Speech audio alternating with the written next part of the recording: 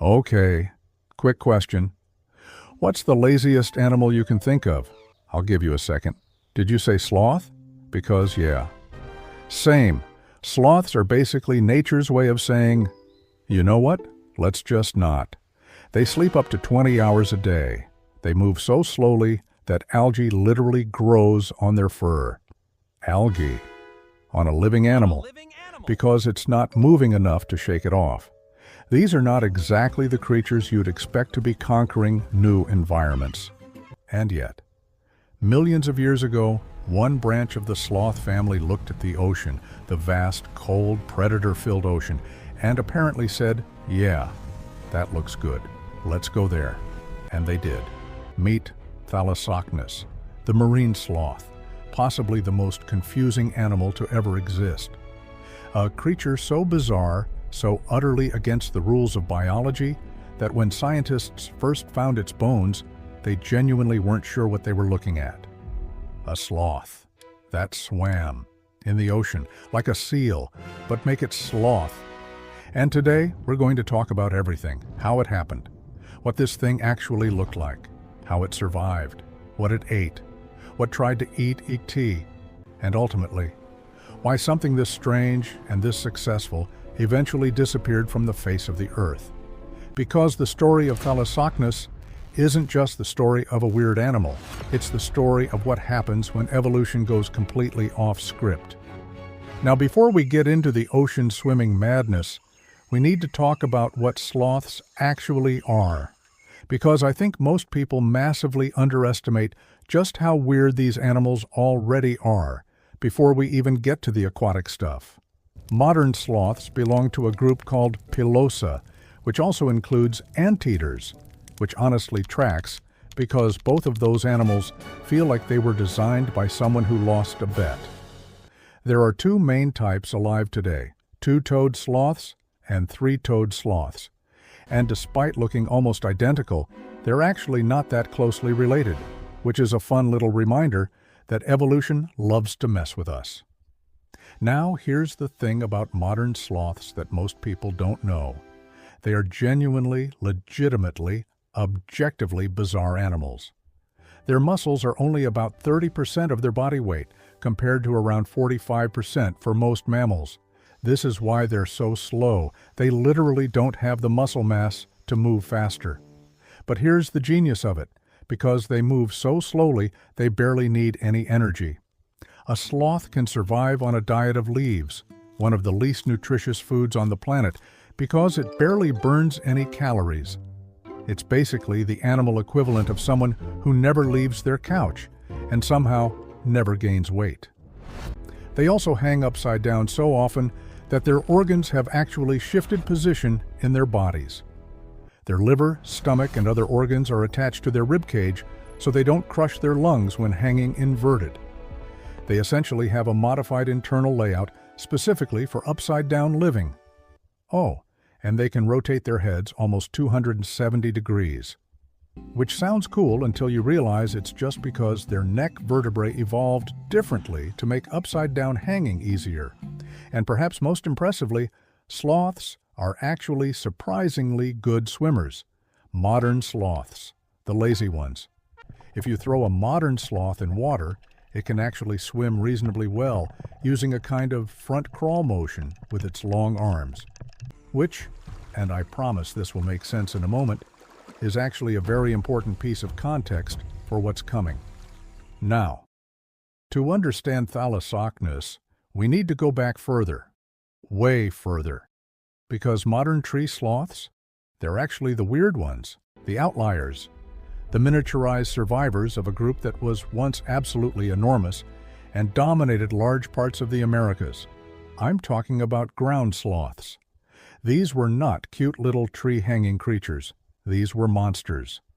The largest ground sloths, like Megatherium, could reach lengths of 6 meters or 20 feet and weigh up to 4 tons.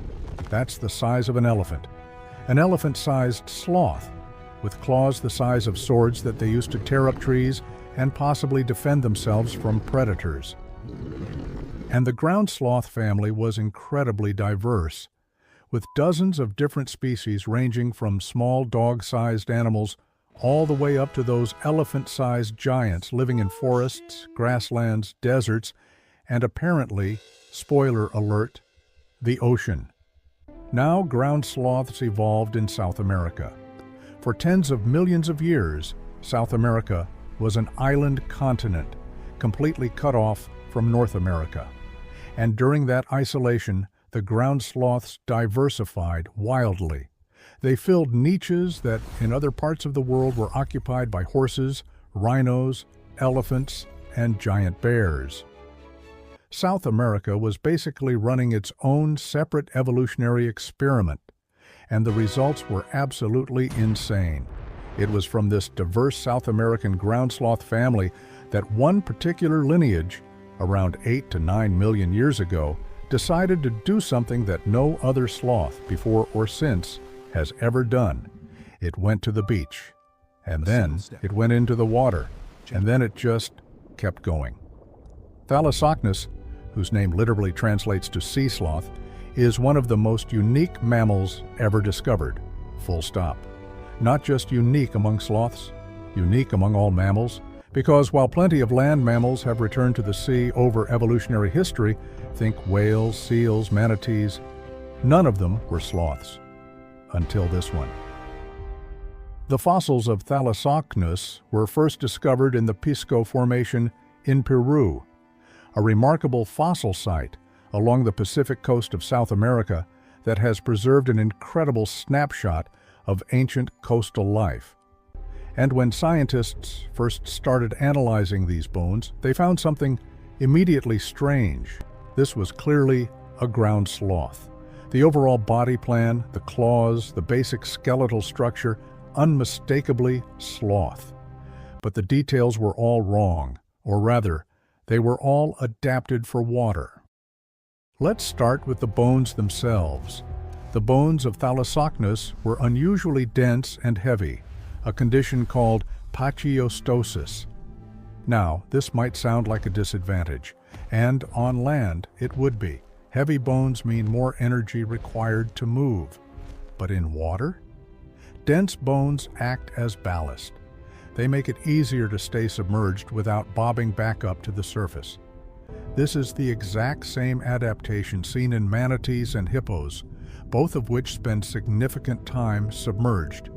In other words, Thalassocnus had evolved built-in diving weights. Then there's the snout. The skull of Thalassocnus shows a progressively elongated snout across different species, and the muscle attachment points suggest a flexible, mobile lip that could be used to graze on aquatic plants underwater. Scientists think it fed very similarly to modern manatees, using its lips and tongue to pull up seagrasses and kelp from the shallow sea floor. And the claws, those famous sloth claws, they weren't useless underwater either. In shallower water, Thalassocnus likely used them to anchor itself to the seafloor while grazing against the current. Imagine an animal literally using its claws to hold itself down on the ocean bottom while it ate, which is either incredibly clever or completely insane, possibly both. Now, we actually know of 5 different species of Thalassocnus, and this is where it gets really fascinating. Because when you line up the 5 species in chronological order, from oldest to youngest, you can literally watch the evolution happening in the fossil record. The earlier species show less aquatic adaptation. The later species show much more advanced aquatic features. It's like watching a sloth slowly transform into a manatee in real time, over millions of years. The oldest species had relatively normal sloth bone density and probably spent most of its time wading in shallow water, only occasionally submerging. By the time you get to the most recent species, the bones are dramatically denser, the snout is significantly more elongated, and the whole animal shows clear evidence of a much more committed aquatic lifestyle.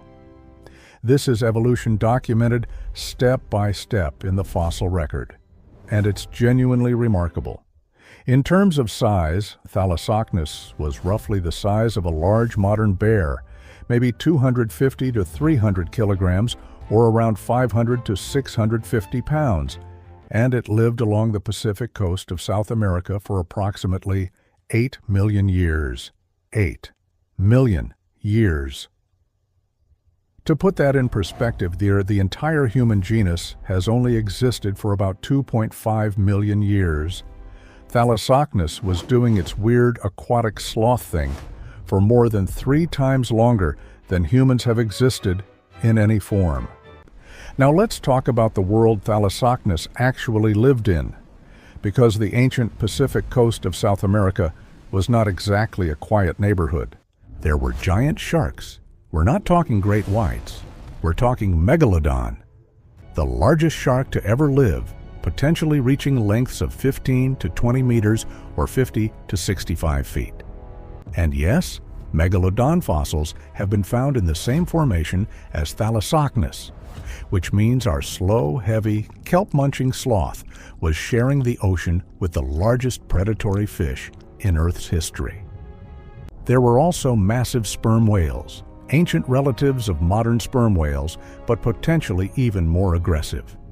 In other words, Thalassocnus lived in one of the most predator-rich marine environments of the last 10 million years. Which raises an obvious question: how on earth did it survive? Well, a few things likely helped. First, its size. At 250 to 300 kilograms, Thalassocnus wasn't small. Taking down an animal that size is a serious undertaking, even for a large predator. Second, those claws. While primarily used for feeding, the claws of ground sloths were formidable weapons. A desperate Thalassocnus defending itself in shallow water would have been a genuinely dangerous animal to tangle with. Third, it likely stayed in shallow coastal waters where the biggest predators couldn't easily follow. A bit like how modern manatees survive by staying in environments where large sharks rarely venture. And now we get to the question the title promised. Why did something this successful, this uniquely adapted, this long-lived, eventually disappear? The honest answer is, we're not entirely sure. But we have some very good hypotheses. Thalassocnus disappeared approximately 3 to 4 million years ago. And this timing is very significant, because around 3 million years ago, something dramatic happened to the planet. The global climate began cooling substantially, the beginning of the ice ages that would characterize the last few million years of Earth's history. And this cooling had a very specific effect on the Pacific coast of South America. It intensified what we now call the Humboldt Current, a massive cold water upwelling system along the west coast of South America. Cold water upwelling is fantastic for fish. It's less fantastic for seagrasses and kelp beds. And seagrasses and kelp beds were, as far as we can tell, basically Thalassocnus's entire diet. As the Humboldt Current intensified and the coastal waters cooled, the shallow warm water kelp and seagrass ecosystems that Thalassocnus depended on likely contracted significantly. The food base, quite literally, started disappearing. And at roughly the same time, the Isthmus of Panama was closing. Around 3 million years ago, North and South America connected. This brought new competitors into South American coastal waters. New marine mammals, new herbivores, animals competing for the same limited coastal resources that Thalassocnus was already struggling to find. Climate change reducing food supply. New competitors arriving. A specialized lifestyle that left little room for flexibility. It was the perfect storm for extinction.